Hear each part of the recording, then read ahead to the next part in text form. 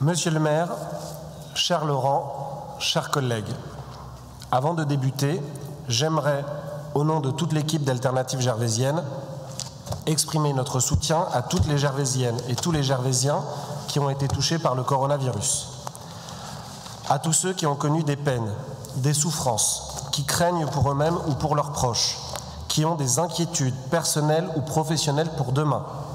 Soyez assurés de notre soutien indéfectible et de notre envie de dessiner tous ensemble des jours meilleurs.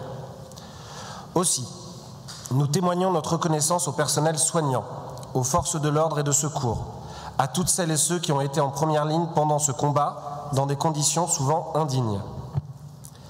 Depuis 30 ans, les responsables politiques au sommet de l'État ont enchaîné privatisation, coupes budgétaires et suppression de postes, perdant de vue la notion d'intérêt général et le rôle fondamental de notre service public. Puisse cette crise nous permettre de revenir à la raison et de le protéger. Reconnaissance également envers tous les agents de notre ville et de la communauté d'Est Ensemble, qui ont continué à travailler avec professionnalisme pour le bien-être des Gervaisiens. Agents de voirie, personnel d'aide et de soins à domicile, agents de l'état civil, policiers municipaux, autant de personnel indispensable au quotidien des habitants. Reconnaissance au travail de toute la communauté éducative qui a permis aux élèves de continuer leur apprentissage et à leurs familles de les accompagner au mieux. Reconnaissance enfin à toutes les professions qui ont permis à notre pays de conserver un semblant de normalité.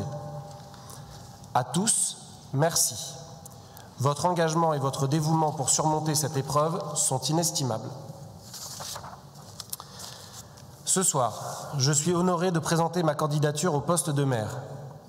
Si je ne me fais aucune illusion sur l'issue du scrutin, ma candidature a pour seul objectif de nous inviter à prendre un recul indispensable sur la période que nous traversons et sur les derniers mois de cette campagne municipale. Il y a un an, Alternative Gervaisienne n'existait pas. Aujourd'hui, nous sommes devenus la première force d'opposition, une alternative crédible à la majorité actuelle. Pendant toute la campagne électorale, notre mouvement a eu droit à des attaques et des mensonges qui ne rendent pas hommage à la politique et dont personne ne sort grandi.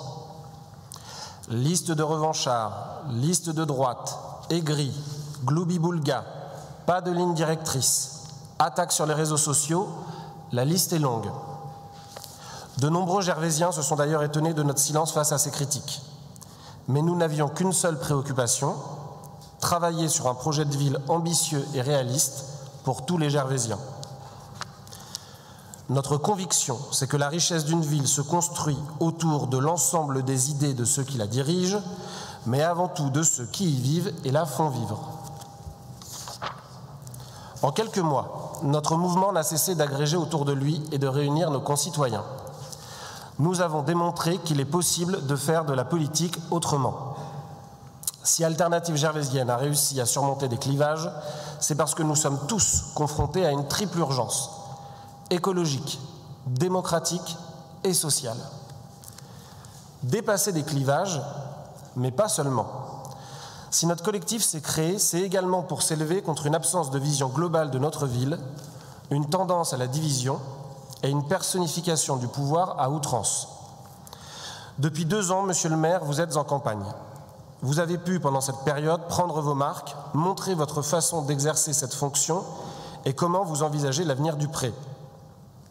Cette campagne a d'ailleurs porté ses fruits, puisque les Gervaisiens vous ont accordé leur confiance, mettant en avant une personne très présente sur le terrain, accessible et proche des Gervaisiens. Mais je préfère le dire ici sans ambiguïté.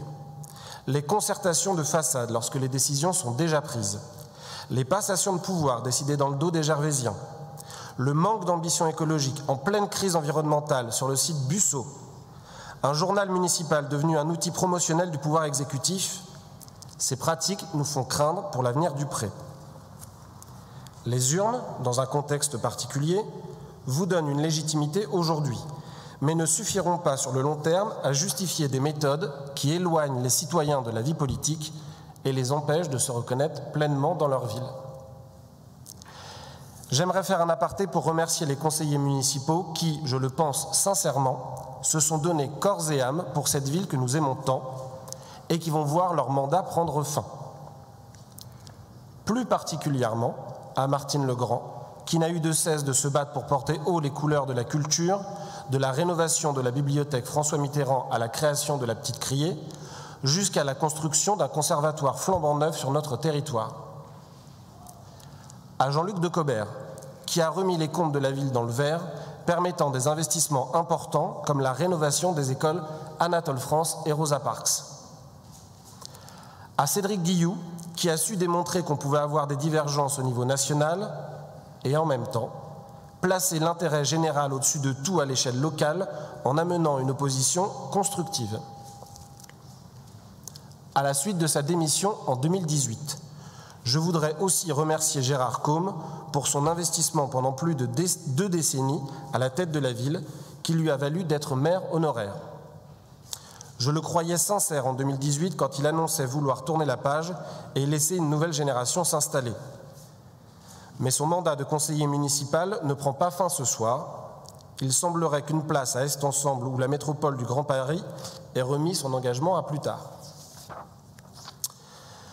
D'autre part, si nous déplorons tous le maintien du premier tour des municipales, qui a conduit de nombreux électeurs à déserter les urnes, nous aimerions avoir un mot à l'égard des 42 citoyens gervaisiens qui ont voté pour la liste citoyenne du Pré et qui ont vu leur bulletin invalidé, les privant de leur expression démocratique.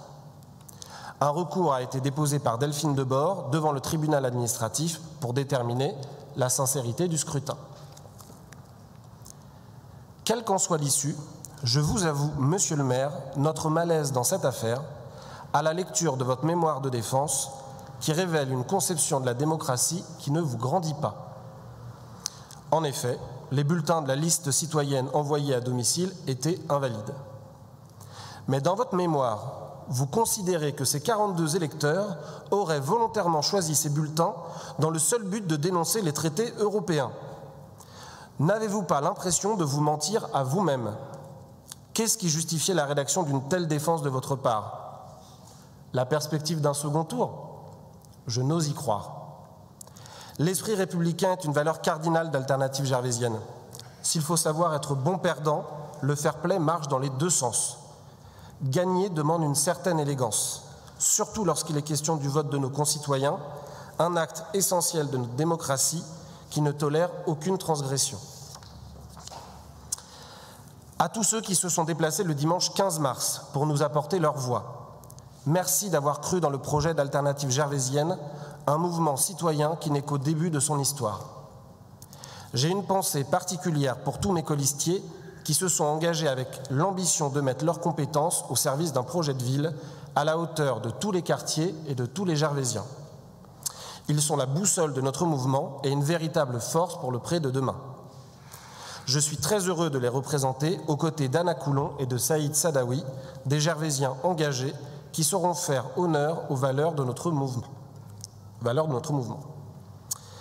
Maintenant, pour surmonter cette épreuve collective, pour inventer le monde d'après, ce conseil municipal doit avoir de nouvelles ambitions fortes. Promouvoir une ville résiliente par des mesures immédiates, lutter contre le décrochage scolaire, soutenir nos entreprises et nos commerces, favoriser les mobilités douces, préserver les acteurs du monde culturel, soutenir nos concitoyens en première ligne contre la maladie, prendre soin de toutes celles et ceux que la crise aura fragilisés. Nous profitons donc de ce conseil municipal pour lancer un appel à ceux qui, comme nous, considèrent que le monde d'après ne peut pas se décider sans eux. Un appel à toutes celles et ceux qui aspirent à une société plus transparente, participative et coopérative. C'est par plus de démocratie que nous sortirons grandis des crises qui nous ébranlent. À vous, mes chers collègues, je vous le dis avec la plus grande sincérité. Sortons de ce schéma majorité-opposition, de ce modèle binaire, de cette vision manichéenne qui nous empêche de mettre toutes les énergies positives autour de la table. Cela semble d'autant plus vrai dans notre commune où les idées nationales l'emportent parfois trop sur l'action locale qui doit être menée. Il est urgent que les postures politiciennes cessent Nous sommes ici pour défendre l'intérêt de tous les Gervaisiens. Cette crise est une épreuve difficile qui a accentué les inégalités et touché notre département de plein fouet. Ayons l'audace d'en faire une opportunité en faisant collectivement les bons choix. Je vous remercie de votre attention.